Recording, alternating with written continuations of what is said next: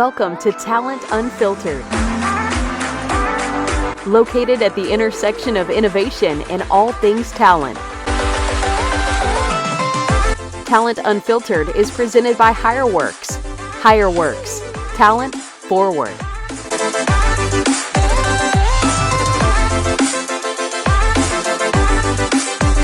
Now, here is your host, Ron Gauthier. It's Monday, June 1st, 2020, and welcome to Talent Unfiltered, presented by HireWorks. I am Ron Gauthier, and you are looking at Plover, Wisconsin. Plover, Wisconsin happens to be the home of our guest today. Our guest is Ellen Voie. She is the president and founder of the Women in Trucking Association, and she is a true champion for diversity and inclusion. And I, for one, am very excited to have her on today. I think regardless of what industry you are in, there are a lot of lessons you can take from the hard work of Ellen trying to bring diversity and inclusion to a very, very tough industry. And I hope you find it as beneficial as I know I will. Now, also want to be aware that we know that the country is beginning to open up again. Some of you may be back to work. Some of you may be going back to work. Or maybe you have an inkling of when it's going to happen.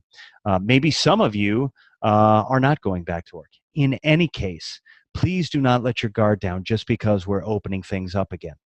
Do not stop socially distancing. Continue to wash your hands. Continue to use hand sanitizer. Wear masks. Wear gloves. Do the responsible things, because I'm telling you, there is an opportunity for us to have a resurgence of this in the fall. All the scientists are saying that. That's not me. That's people who actually know what they're talking about. So let's not let the last 12 or so weeks of hard work be for naught. Let's not let it get out of hand now. Let's do our absolute best to try to keep things under wraps. Even though, I do understand the argument that we need to get the economy going again. Just please be safe for not only for you, but for your families. Now, remember that you can connect with the show in a lot of different ways. You can find us on Facebook, on Twitter, and on Instagram. You can check out the show on Spotify, on SoundCloud, and on Buzzsprout, or you can watch it, which some of you are doing right now, on YouTube. Just go out to any one of those platforms, search Talent Unfiltered, and you will find us. You can also email the show by sending an email to showinfo@talentunfiltered.com. Now remember, if you like what we do, then like, subscribe, share, and turn on the notification buttons so that you don't miss any new content from us. And all the links to our social media platforms and everything are in the description section down below. All right, let's get rolling. Our guest today, as I said, is Ellen Voie. She is the founder of the Women in Trucking Association, and she has worked in so many areas in trucking. She's been in dispatch. She's been in traffic. She's been in recruiting and retention at some of the largest trucking companies in the United States. She founded the Women in Trucking Association, which now has membership in 10 countries. And get this, she also does a show on SiriusXM every Saturday from 10 to noon on channel 146 called the Women in Trucking Show. Ladies and gentlemen, please welcome Ellen Voie. Ellen, thanks so much for taking time to join us today. Thank you so much for inviting me. No, not a problem. I've been so excited to talk to you. Jeremy Raymer, my buddy from Driver Reach, speaks so highly of you. And I think what you're involved in and the efforts that you are trying to bring to the trucking industry are things that not only benefit our clients, and our clients in trucking would like to hear about that, but it also benefits our clients in other industries because the struggles are very, very similar. Diversity and inclusion is a challenge no matter where you go. And I think so often people think, when they think diversity or they think inclusion, they think about minorities. And that's as far as it goes. And there's so much more to it. And so let me just kind of start this way. I think diversity and inclusion is a challenge in any industry. Walk me through what the specific obstacles that you guys face in trucking are, and how you go about advocating for diversity in this industry. Well, in any transportation career, it's typically male dominated, okay? So whether it's rail, airlines, trucks, pipeline, whatever, Sure. The supply chain is typically a male dominated environment. So women often don't look at careers in transportation and picture themselves in it. And so to me, that's the biggest obstacle. It's convincing women that this is an industry that they should be a part of, and they would be valued, and that they are welcome, and that they can do it. A lot of women think that the careers in transportation are things that they can't do, whether it's a technician or a driver or a safety director or a CEO. A lot of women just think, oh, that doesn't sound like I can handle that. And our job is to say, you know what, you can do it, and you can do it well. In fact, in some cases, women are often better in some roles. See, I knew you were going to say that, but I think well, no, I think it's probably true. I mean, I think it's probably true. I think if you look at the difference in personalities between male and female, the way they respond to pressure, some of the things that they do, I can see places where I'd prefer to have kind of a female persona in a role, right? And it's interesting because I think so often in trucking, it tends to be women. I mean, we see minorities, Eastern Europeans, we see Hispanic folks coming through, but still, women and the young are two areas where I think the trucking industry really, really struggles. And so when it kind of leads me to my next question. When I look at diversity challenges, we have clients in software, we have clients in a lot of different areas, and we talk about of diversity and inclusion, and we have movements towards being more inclusive as far as sexual orientation goes. We have movements that are more inclusive, bringing people from other cultures. One of the areas that I think all industries struggle with is age, and trucking is interesting to me because there is I believe the statistic I saw was that the average age of a truck driver in the United States is 49 years old, which means you have a population that is aging out. And we also don't let drivers under 21 generally be a part of the industry. They can serve the country, but they can't drive, right? So I guess my question is, how do you look at that piece? I know that your group, Women in Trucking, the association that you founded, focuses on the female perspective of this. But when you look at diversity as a professional, how do you think we can move the age, have it skew a little bit younger, right? So the average age of a female driver is about 50. Typically, Wow. A woman comes into the industry, 83% of female drivers come into the industry because of a family member or friend. That means a husband or boyfriend or dad or someone says, hey, your kids are grown, or our kids are grown, whatever. Why don't you go get your CDL and come out on the road with me? And so most women come out on the road or become a professional driver because somebody has encouraged them to do that. Now, that means a lot because that means they already know what the lifestyle is like. Okay, so think about that. And we can talk more about that, but women don't leave the industry because of home time. Women leave the industry because of safety. So they come into the industry for money, same as men, because as a driver, you make the same amount of money as, doesn't matter your age, your ethnicity, your gender, you're paid by the mile, by the load, or whatever. So typically, kids are grown, someone says, go get your CDL, come out on the road with me. She's in her 50s. Now, how do we attract the younger generation? How do we get the millennials? The biggest opportunity that we're missing out on is that we're not pushing the technology. When people look at our industry, they see smokestacks and diesel engines. They don't see all the technology, we need to do a better job of showing the interior of the truck and showing all the technology and the labor saving devices that are on the tractor trailer as well. But lane departure, Sure. all the technology that's in that truck. I mean, they talk about autonomous vehicles. I think the best thing about the autonomous vehicle movement is that it makes it safer because it removes driver error. So I personally don't think I'm going to see a truck going down the road without a driver in it in my lifetime as a typical, other than maybe one. But if we can push all that technology out to the industry and get these kids coming out of high school and college and say, look at this vehicle, isn't this cool? I think we could do a better job. Yeah, I think that one of the things we talk about in other industries is candidate preferences, right? And you look at how candidate preferences have changed over, from generation to generation to generation. When I came into the workforce, there was actually still a level of belief that you were going to go to work at a company and that's where you were going to be. That changed pretty rapidly over the course of my career, really around the 2000 .com kind of explosion. But what I find interesting is you talk about technology, and I'd like you to go into that a little bit more about what that means to the driver. But sometimes it isn't technology that motivates Gen Z and some later millennials. It's freedom of schedule. It's freedom to do what you want to do. And so many companies, when they interview a driver, they will say, well, he hasn't driven in 6 months. What's the problem, right? How do we get the industry to think differently about that somebody can still be safe, but maybe chooses to work 9 months out of the year because they want to backpack in Europe the rest of the time? If this industry would start looking at trucking as a gig economy, recently Uber is helping their Uber drivers because of the pandemic. They're not driving cars. They're helping them get into semis. Sure. And so what if we had a gig economy where someone said, hey, I'll go work for company A Monday, Tuesday, Wednesday, Thursday, and then I'm going to take 3 days off, 3 weeks off, whatever. And then I'll go work for company B and be certified for all of those companies and that equipment.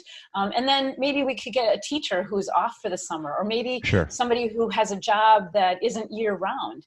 I think that the opportunities, if we looked at trucking more in a gig economy way, we could solve some of these issues. Sure. And I think that, there's a few keys, and I'd love to get your take on this too. And I'm going to go back to what you were talking about, because it's that kind of stuff fascinates me. As a company, we are beginning to look and experiment with how can we have gig trucking forces. It's ironic that you bring that up, but that's something we're going through the process of trying to understand exactly how that would work, because there are so many large private fleets that need help all the time, right? They constantly need help, but they don't need that at a consistent, sustained level. A lot of times there's a holiday season, or there's a situation like COVID where they need a group of drivers that can go here and go there. And there's enough of a shortage that I think there's going to be that kind of work continuously going forward. But talk to me for a second about, and I'm getting off of our original line of questioning here, but talk to me for a second about if you were in the position of recruiting a millennial or recruiting a Gen Z person who was 21, 22, had grown up with a phone in their hand, was looking for technology, and how would you sell that job to them, especially to a minority or to a female? How would you talk to them about trucking as, hey, this is something you can do and it fits perfectly with your lifestyle? Well, we have to address the stereotypes. So if I were doing an ad, like selling a truck or being a recruiter or whatever, and I'd say, this is not your grandpa's truck. Okay. I'm taking notes, right?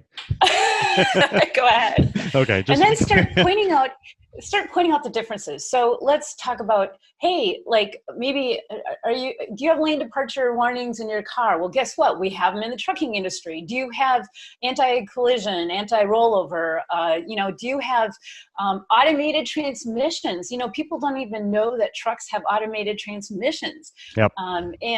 And dollies that you just push a button and crank, and hydraulics on the hood. One of the misperceptions that a lot of women have is that they have to be big and burly or mechanically minded to come into the industry. And when I started explaining to them, look, get inside that truck. And I mean, when you drive a truck with an automated transmission, they're actually making them look and feel more like a car, so that the new person who gets into it will feel comfortable already. And which I think is a great idea. But, how are we showing young students, younger people, or even, people who may be in their 20s and 30s and are out of a job and the trucking industry is hiring. So how do we share that message? We have to tell stories. I'm sorry. Go ahead. No, go ahead. I cut you off there. Well, so we have a member of the month every month, and it's not always a driver, but like, we'll have someone who hauls horses, okay? Or maybe we had a member of the month a couple months ago who hauls high-end cars by herself. We have to tell their stories so that when other people look at them and see their story, they think, oh, I hadn't thought about that. Maybe I can do that. So telling stories is huge. It is. And I think, you talked about something, you mentioned something a couple of minutes ago about you didn't think there would ever be a time in your lifetime. I'm pretty sure in my lifetime, I'm not going to see a completely driverless truck. I think that the infrastructure to do that and the mindset that you have to prepare the general public for is going to take some time. We're kind of as a group, we kind of have a herd mentality. So it's very hard to get us to think. I think people individually are very smart, but people in groups tend to kind of fall in line with whatever they're doing. But I do think it's interesting that the idea that trucks are partially autonomous is fascinating to me, and that these drivers of the future will be more like a drone operator almost, where they're literally there. They might go back and take a nap while it's driving, but they're constantly monitoring what's going on. Somebody mentioned to me the other day, they said, look, a plane, what does a plane do? A plane lands, takes off, and mostly flies on autopilot by the computer. So why couldn't a truck do that? My argument was, I'm on the road. That's why a truck can't do that. But I'm not necessarily sure that carried any weight. So I want to go back to something you talked about before. You said that trucking tends to be a predominantly male environment, which I think is 100% right. It also, under normal circumstances, has challenges being properly staffed, right? To be able to get enough. There's a shortage all the time. It's millions of man hours or woman hours in a given year. Women make up around 10% of the available drivers out there. How do we change that number? How do we get more women? And I know you've touched on some of it, but to me, there are so many people out there, particularly now in the time of COVID, that are looking for stable, more recession-proof types of jobs. How would you make that pitch? Why would you tell somebody this is the perfect time to become a trucker, whether it's a female or a minority or a minority female? What would be the argument that you would make for them? Well, right now, people are looking at truck drivers as heroes, right? Right now they're realizing that if that toilet paper isn't on the shelf, that truck, hasn't brought it yet. So right now is the best opportunity to show the value of the industry, because people want to work in an industry that is rewarding and that they feel that they're doing something, especially women.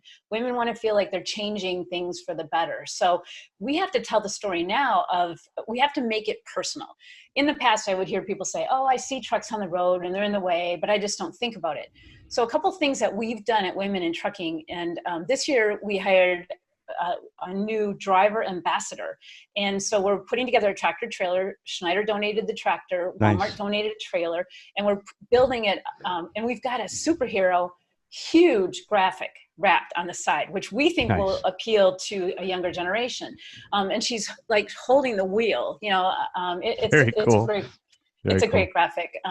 And it will tell a story in it. It will also say, hey, this is what you need to get a commercial driver's license. These are the benefits. This is how you can get into the industry. And these are other jobs in the trucking industry. So if you're thinking of marketing or accounting or sales or whatever, we have those jobs as well. So that's one thing. We found out that the Boy Scouts had a transportation patch and the Girl Scouts didn't. So we worked with the greater Chicago, Northern Indiana region and created a Girl Scout transportation patch. And over 15 young girls cool. have earned that patch. And we call it Trucks Are for Girls. And I like that. I like that a lot. We wrote the curriculum. And so we also have an activity book that goes along with it. And it talks about how the grain goes from the field in a truck. And from from the field to the bakery in a truck, from the bakery to the packaging in a truck, and so on. Sure. And when I stand up in front of Girl Scout troops and say, how do you think the grain from the field gets to the bakery? They look at me, they go, and I go, in a truck. And then I'll ask them bakery to packaging to, and who's Sure. the final mile? I want kids to look at tractor trailers on the road and say, Mommy, Daddy, those could be my cookies in that truck. I want them to have a personal relationship to it, because once we start making people realize that the trucks on the road actually have a value to them as an individual, them and their families, we'll start impacting the way they're viewing our industry. So I'm hoping after this COVID-19, people continue to value the trucking industry to get them the products they need. It's interesting because you have, I don't often like to get into any kind of a political discussion or anything because you never really know where somebody's, politics lie. But you see truckers out there in Washington, D.C. talking about, hey, fuel rates are too high. Rates for moving freight aren't high enough. We need help. And I think that so often, at least in the drivers that I talk to, I don't talk to them every day, but I always try to dive in to whatever area I have teams working on and make sure I understand what the people in that space actually want. And I was talking to a driver today, and he said, I just want to be respected. I want people to understand that what I do is important, and I want to be paid fairly for it. And I think that, and I'm going to take you off topic here, not so much women in trucking, but I'd like you to talk more generally about the industry. I think that the impression that I'm getting, and I'm just going to say it, I'm probably going to, pardon my French, piss off a lot of people out there, but I tend to say it how I think it. And I think that recruiters so often are in such a hurry to make a placement that they don't stop to listen to the needs of the person. They don't stop to listen to what the person is trying to tell them about what they're willing to do. And I think that mentality could actually be a dissuader from having people and minorities work in the industry, particularly if they know somebody, like you said, well, don't talk to a recruiter because they're going to do this, right? I think it sets up kind of a self-fulfilling prophecy. And I'd like you to talk about your experience with truckers, male, female, minority, whatever it is, and the things that matter to them in terms of their next opportunity or how they want to be thought of or the kinds of things that they value. Because I think the recruiters who listen to the show, who watch the show, are going to gain from this regardless of what space they're in, right? I think they're going to learn from this kind of thinking. So I'll be quiet now and let you take it. So there's two things. And I was the manager of recruiting retention programs at Schneider National. And I was looking at non-traditional groups and trying to figure out how to attract and retain. And one thing that I wish recruiters would understand, drivers don't leave a company for money. They don't.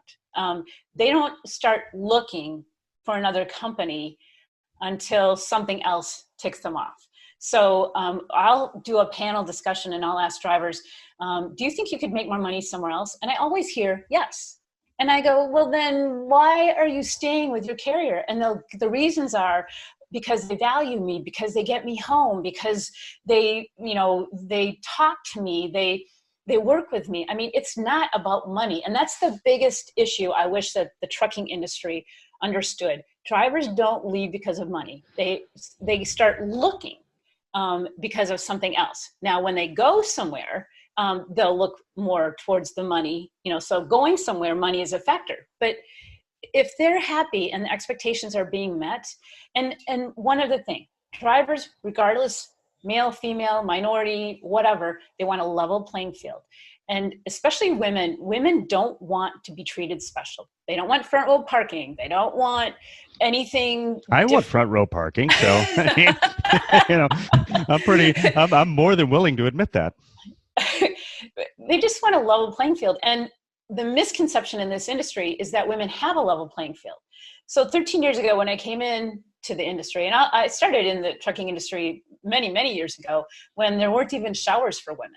Wow. They were like a locker room shower at the truck stops. And so a guy would have to stand at the door so a woman could take a quick shower. There weren't any amenities for women. You couldn't find gloves or clothing that fit women or deodorant. Wow. A lot of places didn't have restrooms for women. So years ago, when I'd say, well, women just want a level playing field, they'd say, well, we don't care if it's male or female. We treat everyone the same. And I'm like, no, you don't.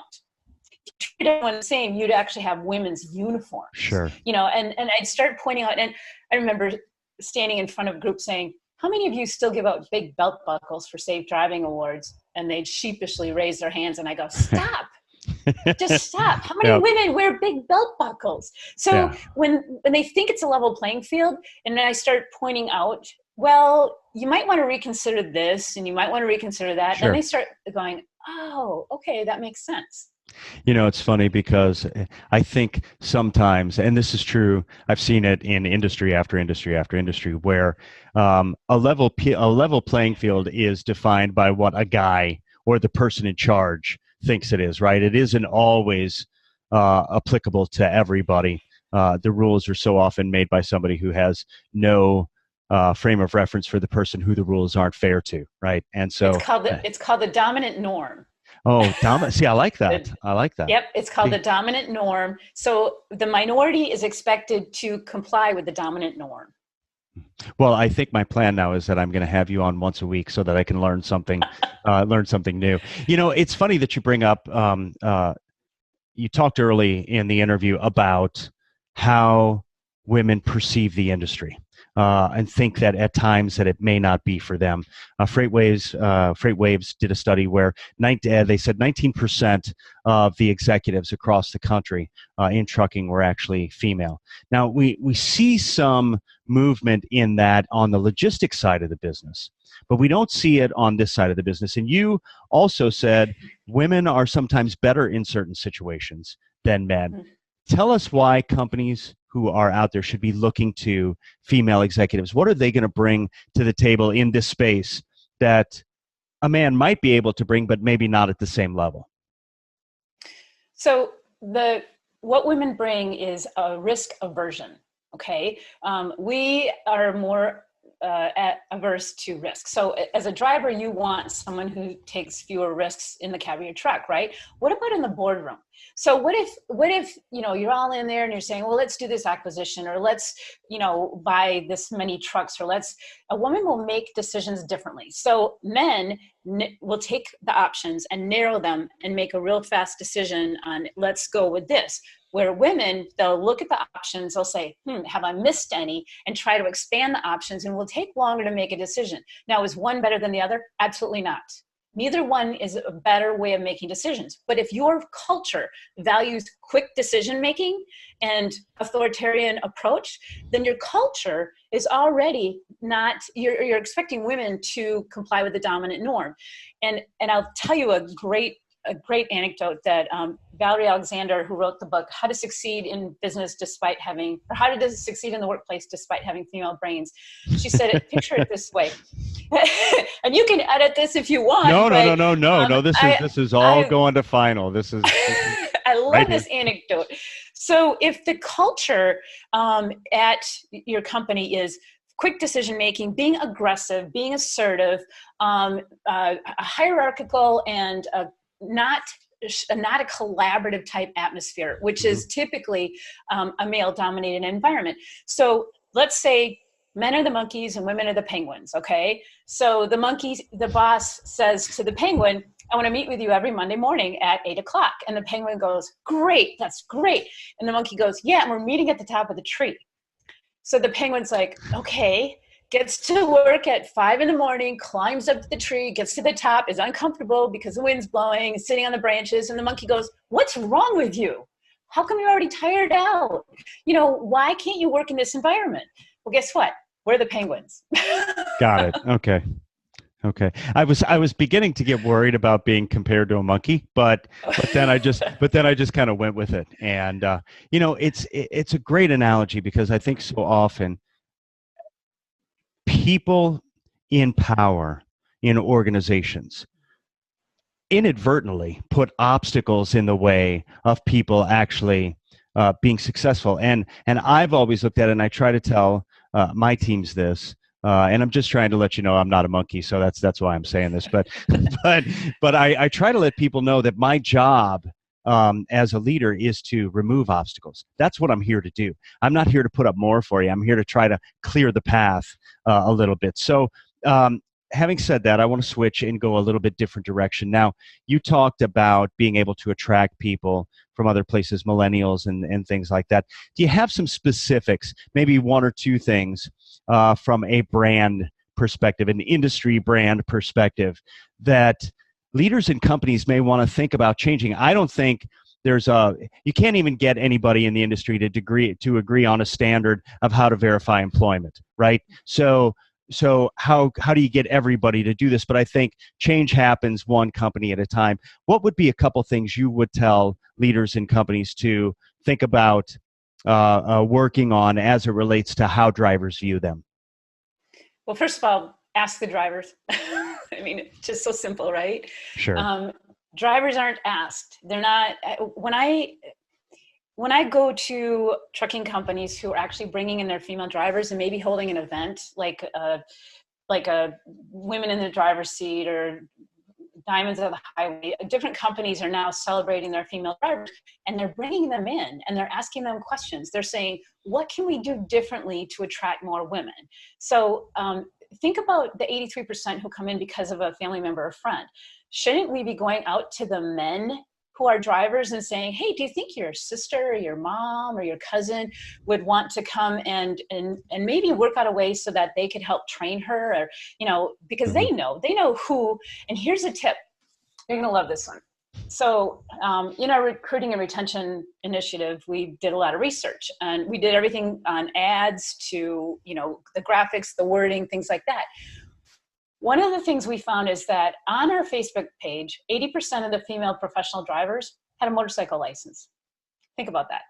What kind of woman is comfortable in the trucking industry? She doesn't mind engines. She doesn't mind a male-dominated environment. She doesn't mind a little bit of edginess, or she has a little bit of edginess. So I always tell people, here's a recruiting tip. Put a company shirt, a female company shirt on one of your happy female drivers. Put her out on a charity run and make sure she talks about the company. Awesome. Those are the kinds of bits of information that people just don't process. They don't think about, because I do think that in some ways, drivers are a non-traditional recruit. It is not, there isn't a LinkedIn for drivers, right? That doesn't really exist. You don't have one captive audience, and it tends to be a place like Facebook. And so you have to figure out how to generate organic activity for people to be able to find you and go, oh, okay, you're not completely full of BS. I'm going to go ahead and like your community. And those are the ways that you begin to build relationships, by having some credibility. I love that idea about the charity run. Okay, so we're getting close to the end of our time here, and I want to jump back, and I want to talk about a couple of things that I think are something we do each and every time. We try to have our guests give practitioners and leaders some food for thought about how to go about building their companies. You've been a traffic manager. You've been a dispatcher. You've worked for Schneider in recruiting and retention. You have founded an association for women in trucking. You've been honored in a Hall of Fame. I mean, there's a lot of things that you've brought to the table. And so my two final questions are this. First one is, what is the one thing you want everybody, male, female, whoever, to know about the trucking industry, and why they should for sure consider it, whether we're in the middle of a pandemic or not? Well, the biggest thing is these jobs aren't going away. I mean, you can't outsource driving a truck. So if you want a secure job that pays decently, then I would look at a career in the trucking industry, and not just as a driver. I mean, technician, safety director, CEO, whatever. These jobs are not going away. There will always be some kind of operator in some kind of vehicle that's delivering goods. It may change. It may look differently in the coming years, but there will always be somebody who's in charge of hauling that freight. Yeah, it's interesting because our transportation practice, we do a lot of G&A work, right? So we'll do carrier sales, we'll do dispatchers, we'll do salespeople, we'll do a lot of different kinds of roles. And I think when I tell people we have a transportation practice, I'd say drivers make up the bulk of that, but it's not the only thing we can do, right? Because these are companies. I think sometimes people forget that they're actually companies, and that their widget happens to be moving a product from point A to point B. But it's an extremely important widget when you think about how the economy moves and how products get from point A to point B. Second question. Owners, founders, CEOs, and other leaders in trucking, what should they focus on? What should they tell their recruiting teams to focus on when they are going out and talking to drivers and then interviewing them? What are the things that can, because you mentioned something earlier, they don't switch for money. What are the things that they need to focus on talking to that driver about in order to say, this is a place I want to be?